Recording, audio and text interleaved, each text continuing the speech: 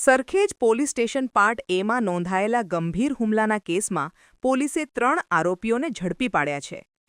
Karnavati club નજીક ખેતલા આપા tea stall પાસે આવેલી ધર્મ નામની ઓફિસમાં જમીન દલાલ મનીષભાઈ રાઠોડ પર જીવલેણ હુમલો કરવામાં આવ્યો હતો. બનાવ તારીખ 25 ડિસેમ્બર 2025ના રોજ સાંજના સમયે બન્યો હતો. આરોપીઓએ અગાઉ કરવામાં આવેલી પોલીસ ફરિયાદની અદાવત રાખી ગેરકાયદેસર મંડળી રચી તલવાર, છરી અને પાઇપ સાથે ફરિયાદી પર હુમલો કર્યો હતો. હુમલામાં ફરિયાદીને હાથ, પેટ, બરડા અને પગમાં ગંભીર ઈજાઓ પહોંચાડવામાં આવી હતી તથા જાનથી મારી નાખવાની ધમકીઓ આપવામાં આવી હતી. આ કેસમાં ભાવેશ ઉર્ફે ભાવી દેસાઈ, ભાવેશ વાધુભાઈ રબારી અને આનંદ પંકજભાઈ રબારીને સંડોવણી સામે આવી છે. આરોપી આનંદ રબારીને ટ્રાન્સફર વોરંટના આધારે પાટણ જેલમાંથી ઝડપી લેવામાં આવ્યો છે.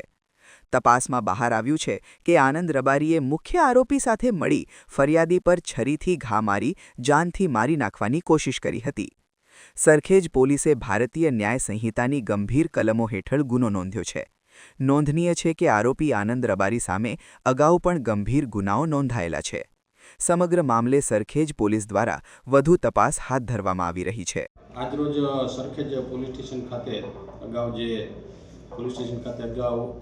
ફર્સ્ટ પાર્ટી 11/14/2025 ભારતીય ન્યાય સંહિતા કલમ 109(1) વગેરે કામે મનીષભાઈ હિંમતભાઈ રાઠોડ ઉપર એક હિચકારો હુમલો કરવામાં આવેલ, જેના કામે આ કામના આરોપી આજરોજ આનંદ સનો પંકજભાઈ માણેકભાઈ રબારી કે જે અભ્યાસ કરે છે અને જે મુખ્ય આરોપી ભાવેશભાઈના સગા થાય છે તેને આજરોજ અટક કરવામાં આવે છે.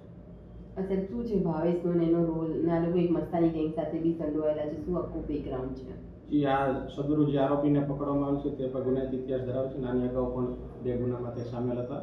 એક પાટણના પ્રોહિબિશનના ગુનામાં સામેલ છે તથા આની પહેલાં એક સરખેજ ખાતે પોલીસ ગુનો દાખલ થયેલ તેમાં પણ તે સામેલ હતા.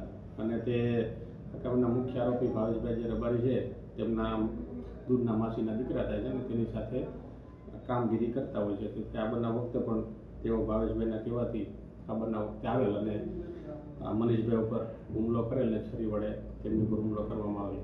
અરે, મૂળ ક્યાંના રહેવાસી છે આ ભાઈ? અને મૂળ પાટણના રહેવાસી છે અને ભાવેશભાઈની બધા પાટણના જ રહેવાસી છે.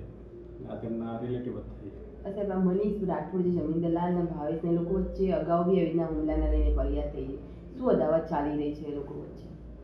તે ફરિયાદીના કહેવા પ્રમાણે તેમને આ ભાવેશભાઈને પૈસા આપેલા હતા અને તે પૈસા બાબતેની તે લોકોની માથાકૂટ ચાલી રહી છે. ઓકે.